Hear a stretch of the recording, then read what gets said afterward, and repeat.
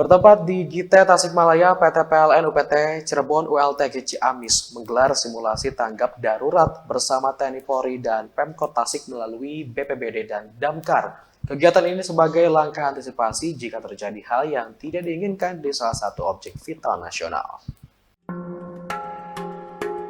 PT PLN Persero Unit Induk Transmisi Jawa Bagian Tengah, Unit Pelaksana Transmisi UPT Cirebon, Unit Layanan Transmisi dan Gardu Induk ULTG Ciamis melaksanakan kegiatan simulasi tanggap darurat di Gite Tasikmalaya Kamis siang. Simulasi dilaksanakan mulai dari penanganan huru-hara, bagaimana pengamanan Gite merespon adanya demonstrasi sejumlah warga. Kemudian dikoordinasikan dengan TNI Polri seperti Polsek dan Koramil setempat untuk pengamanan, sehingga audiensi bisa berjalan lancar dan damai. Kemudian simulasi dilanjutkan dengan penanganan dugaan bom atau barang berbahaya. Diceritakan ada orang yang menaruh barang mencurigakan. Pihak pengamanan berkoordinasi dengan kepolisian dan Babinsa setempat untuk mengamankan. Pengamanan dilanjutkan oleh tim khusus dari pihak kepolisian. Selain itu, petugas PLN dan Satpam juga diajarkan bagaimana memadamkan api ketika terjadi kebakaran. Mereka diajarkan bagaimana memadamkan api menggunakan alat pemadam api ringan, APAR, alat pemadam api besar, APAT, dan alat pemadam api tradisional, APAT. Hal ini menjadi penting karena pemadaman awal jadi kunci utama penanganan kebakaran. Jika terjadi kebakaran besar yang tidak bisa dipadamkan secara mandiri, pihak PLN menghubungi pemadam kebakaran Kota Tasikmalaya untuk membantu memadamkan api di lokasi.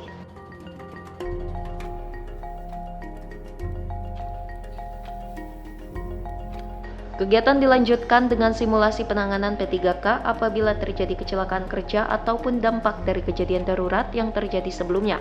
Hal ini menjadi penting karena menyelamatkan korban setiap detiknya sangat berharga, terutama pada pertolongan pertama.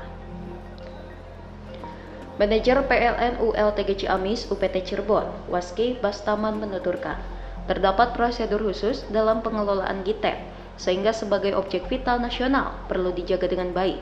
Salah satunya melalui kegiatan simulasi tanggap darurat. Di wilayah kerjanya itu dampaknya bisa nasional.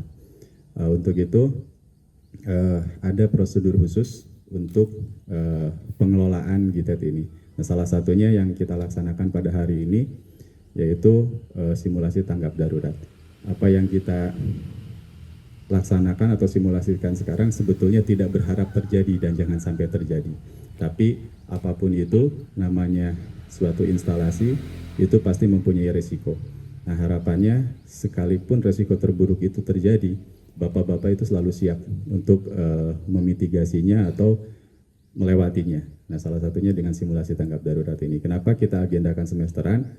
Karena sesuatu yang kita harapkan tidak terjadi itu biasanya memang frekuensinya jarang gitu ya. Tapi kalau misalkan karena jarang itu, kalau nggak di-refresh suka lupa gitu. Nah, akhirnya kegiatan tersebut juga disinergikan antara TNI Polri serta pemerintah Kota Tasikmalaya melalui Dinas BPBD dan Damkar. Mengingat GITET merupakan objek vital nasional sehingga keberadaannya harus dijaga bersama. Untuk lebih merefresh ataupun mereview kembali berkaitan dengan kesiapsiagaan kita terhadap penanganan yang berkaitan dengan masalah bencana, baik itu bencana alam maupun non-alam. Bisa kita bayangkan para bapak dan ibu, karena GITET ini merupakan salah satu objek vital milik nasional yang memang harus kita jaga, kita rawat dan kita lindungi. Karena ini memberikan pasokan listrik terutama di seputaran Pulau Madura, Jawa dan juga Bali. Jadi intinya bagaimana apabila ada kejadian, Pak, ya, kami juga sama Pak, kalau di Koramil, di Kodim sering dilatihkan Pak, apabila ada bencana Pak, tanggap darurat, bagaimana kalau kita ada kebakaran, ada banjir, longsor, seperti itu. Ada protapnya Pak, kurang lebih kalau di Kodim ada 23 atau 27 Pak SOP-nya itu. Jadi bagaimana kalau ada kejadian seperti itu. Jadi hari ini kita refresh kembali Pak, siapa berbuat apa apabila ada kebakaran di wilayah kita. Mudah-mudahan apa yang telah disampaikan tadi, bahwa meskipun kita terlatih